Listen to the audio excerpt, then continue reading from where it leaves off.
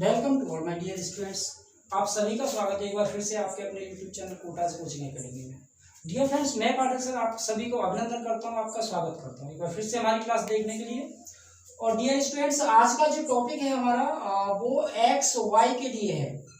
देखिए, जितना भी फिक्स्ड प्रीपोजिशन का जो हमारा हम लोगों का जो सीरीज चल रहा है उसमें जो एक्स वाई के लिए मोस्ट रिपीटेड जो फ्रीक्वेंटली रिपीट वर्ड्स होते हैं every year in every exam, वो आज आप लोगों के लिए कंटेंट मैंने तैयार किया है। तो चलिए बिना समय गंवाए शुरू करते हैं अपना पहला सेंटेंस कि despite his best approach. Approach देखिए, अप्रोच होती है पहुंच। अप्रोच का मतलब क्या डियर स्टूडेंट्स? पहुंच। तो अपनी बेस्ट अप्रोच होने के बावजूद, एक्सिस भी कह सकते हैं इसको, एक्सिस भी बोल सकते हैं इसको, अप्रोच को क्या बोल सकते हैं? एक्सिस के। अपनी बेस्ट अप्रोच होने के बावजूद he could not get the job. He could not get the job. Job उसको मिल नहीं सकी, वो जॉब प्राप्त नहीं कर सका despite his best approach. Despite का मतलब के बावजूद, अपनी बेस्ट अप्रोच होने के बावजूद he could not get the job, उसको नौकरी नहीं मिली। अब देखिए क्या प्रीपोजिशन आना चाहिए डिस्पाइट के बाद? फॉर आना चाहिए, ऑफ आना चाहिए, बाय आना चाहिए, या no need of any preposition, या फिर आपको किसी भी प्रीपोजिशन का रिक्वायरमेंट नहीं होता। देखिए डिस्पाइट, डिस्पाइट के लिए एक और वर्ड होता है इन spite of. In spite of, in spite of dear students, in spite of despite similar है, इक्विवेलेंट है। इन स्पाइट ऑफ के बाद ऑफ का यूज होता है, लेकिन डिस्पाइट के बाद कोई भी प्रीपोजिशन यूज नहीं होता है। So the right answer will be no preposition. यहाँ पर कोई भी प्रीपोजिशन नहीं आएगा। अगर इन स्पाइट ऑफ होता है, if we use in spite of, we use of after in spite. In spite के बाद हम लोग ऑफ का यूज करते हैं, लेकिन डिस्पाइट के बाद में कोई भी प्रीपोजिशन नहीं होता है। So the right answer is option D. Option क्या होगा? डी। डिस्पाइट के बाद कोई भी प्रीपोजिशन नहीं आता है। चलिए नेक्स्ट पढ़ते हैं दूसरा कि द बुक इन हैंड, जो हाथ में किताब है, द बुक इन हैंड, जो किताब हाथ में है, कंसिस्ट, वो निर्मित है 25 चैप्टर्स, 25 चैप्टर से कंसिस्ट हुई है। बी कंपोज्ड ऑफ, कंसिस्ट का मतलब क्या होता है? बी कंपोज्ड ऑफ, किसी चीज का निर्मित होना। बी कंपोज्ड ऑफ, किसी चीज का निर्मित होना, इज कॉल्ड कंसिस्ट करना। तो द बुक इन हैंड, जो हाथ में किताब है, कंसिस्ट करती है 25 चैप्टर्स को। कितने चैप्टर्स को धारण करती है? कितने चैप्टर से बनी है वो? 25 चैप्टर से। The book in hand consist of, preposition क्या होगा? ऑफ होगा, फॉर होगा, टू होगा, नो प्रीपोजिशन होगा। जल्दी से कॉपी कर लेके बैठिए और आप लोग भी इस एक्सरसाइज को करिए मेरे साथ साथ। The book in hand consist, कितने कंसिस्ट, कितने से डिकम्पोज्ड ऑफ हुआ है? 25 चैप्टर से। तो अब क्या ऑप्शन होना चाहिए? ऑफ। क्या होना चाहिए dear students? Of. Consist of, consist of. क्या आंसर होगा? Option D, option A, sorry क्या होगा? Option A. चलिए तीसरा पढ़ते हैं। कंसिस्ट के बाद क्या आता है? ऑफ आता है। डिस्पाइट के बाद कोई भी प्रीपोजिशन नहीं आता है। तीसरा पढ़ते हैं। द बिल्डिंग, जो बिल्डिंग है इन ए ब्लॉक, कौन सी बिल्डिंग की बात कर रहे हैं हम लोग? जो ए ब्लॉक में है, that is in the A block. तो the building in A block, A block वाली जो बिल्डिंग है, कंप्राइजेस, कंप्राइजेस का मीनिंग भी वही होता है जो कंसिस्ट का होता है, जो कंसिस्ट का होता है। लेकिन कंसिस्ट के बाद क्या आता है? ऑफ आता है। यहां प्रीपोजिशन क्या आएगा? Comprises by, comprises of, comprises on, या no need of any preposition. The building in A block comprises, क्या होगा? क्या होगा बेटा? क्या करेंगे इसका? No need of preposition. Comprise के बाद कोई भी प्रीपोजिशन नहीं आता है। So the right answer will be D option. क्या होगा? डी ऑप्शन होगा। कंप्राइज के बाद कोई प्रीपोजिशन नहीं आता है, कोई भी प्रीपोजिशन नहीं आएगा। डिस्पाइट के बाद कोई भी प्रीपोजिशन नहीं आएगा। कंसिस्ट के बाद प्रीपोजिशन ऑफ आता है। चलिए नेक्स्ट पढ़ते हैं। 4 does your new friend deal, deal का मतलब होता है किसी चीज का व्यापार करना, किसी चीज का व्यापार करना, व्यापार करना, किसी भी चीज का व्यापार करना। तो डज योर न्यू फ्रेंड, जो तुम्हारा नया वाला फ्रेंड है वो क्या डील करता है गारमेंट्स में, कपड़ों की गारमेंट्स में डील करता है। Does your new friend deal, क्या होगा, क्या होगा स्टूडेंट्स, टू, इन, विद, या फिर प्रीपोजिशन नहीं आएगा, क्या होगा बताइए, क्या होना चाहिए, does your new friend deal garments, क्या होता बताइए भाई। इतना तो आप लोग पढ़ते हैं, देखिए आप लोग जूनियर क्लासेस में प्रीपोजिशन पढ़ते हैं, बोर्ड क्लासेस में पढ़ते हैं, या उसके बाद जब भी आप कंपटीशन की तैयारी करते हैं उसमें भी प्रीपोजिशन पढ़ते हैं, तो इतना तो आप लोगों को पता होना चाहिए कि डील के बाद क्या प्रीपोजिशन आता है। आप जब भी किसी भी प्रोडक्ट का, किसी भी चीज का जब डील करते हैं, उसमें व्यापार करते हैं, तो प्रीपोजिशन इन होता है। क्या होता है बेटा, प्रीपोजिशन इन होता है। क्या आंसर होगा हमारा, बी, डील इन होगा, डील इन होगा। चलिए नेक्स्ट पढ़ते हैं 5।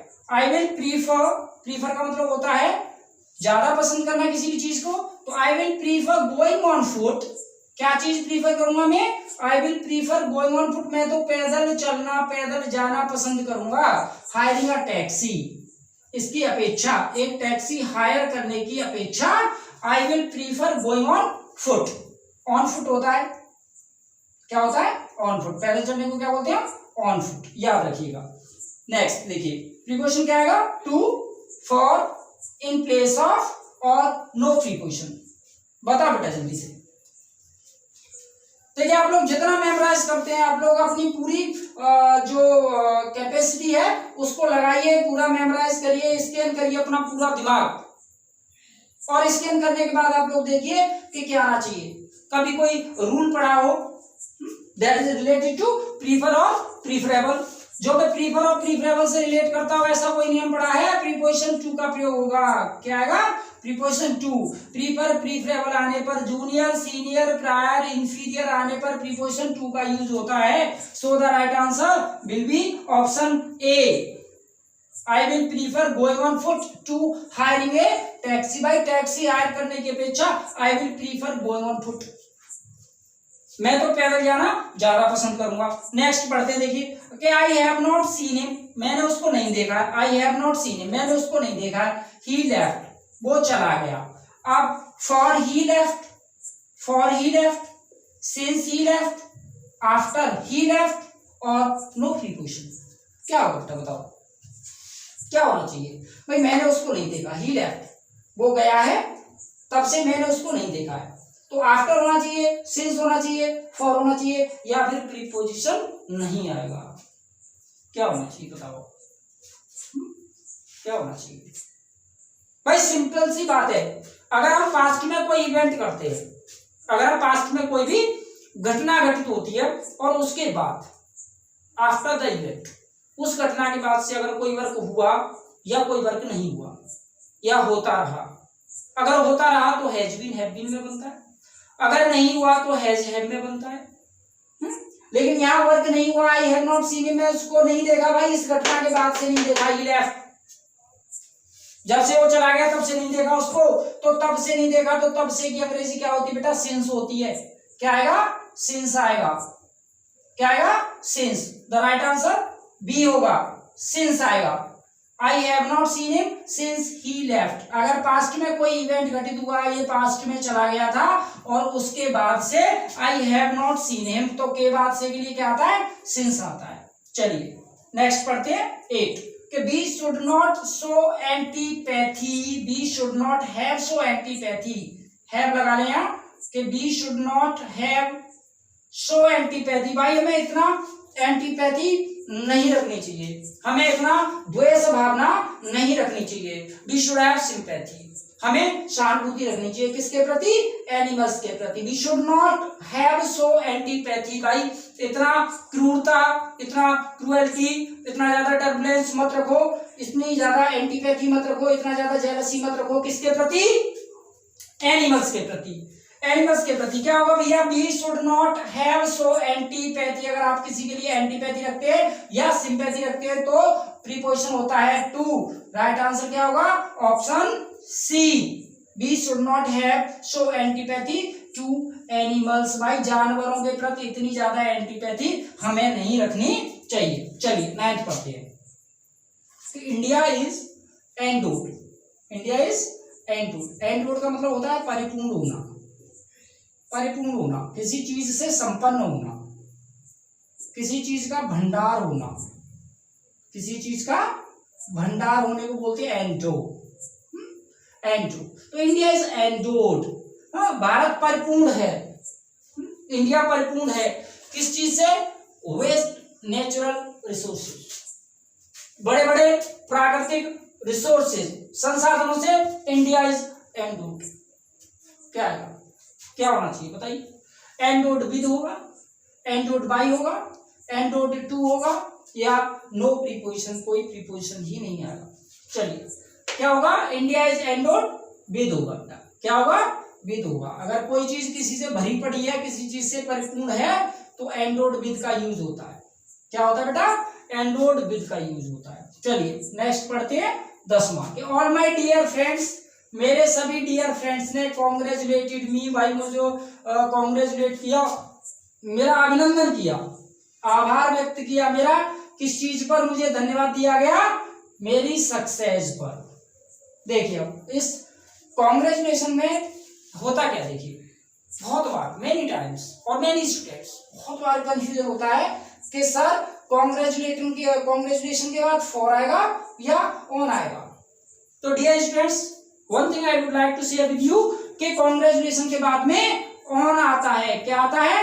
ऑन आता है, फॉर का यूज नहीं होता है। तो all my dear friends congratulated me on my success, the right answer will be B होगा। चलिए नेक्स्ट पढ़ते हैं 11वां कि the climate of northern India, उत्तर भारत का जो क्लाइमेट है, इज कॉन्जेनियल।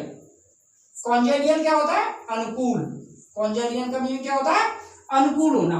तो मेरे हेल्थ के लिए, मेरे हेल्थ के लिए जो क्लाइमेट है नॉर्थर्न इंडिया का, the climate of northern India is congenial, मेरे स्वास्थ्य के लिए कॉन्जेनियल है। भाई congenial to, congenial for, congenial on, या फिर प्रीपोजिशन नहीं आएगा। जल्दी से राइट आंसर बताओ क्या होगा, बताइए। The climate of northern India is congenial my health, to my health, for my health, on my health, और we should not use any preposition there, या फिर कोई प्रीपोजिशन यूज नहीं होगा। बताइए क्या होगा? कॉन्जेनियल, किसी भी चीज के लिए अनुकूल होना।